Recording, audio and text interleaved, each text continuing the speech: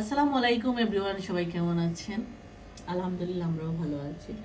তো গতকাল আমার জন্মদিন ছিল, তো আমি বাসায় তেমন কিছু রান্না করি নাই, শুটকি দিয়ে শুধু খাইছি। আর আজকের মিলি সেটা রান্না করছে হলো বিরিয়ানি করছে, বিফ বিরিয়ানি।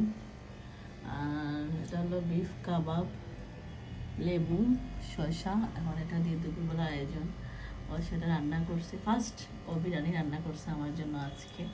খেয়ে দেখি দেখি না, ও তো প্লেটে আমরা খেয়ে দেখি একটু কেমন হয়েছে। এটাতে নাও আগে একটু খেয়ে দেখি। বিসমিল্লাহ।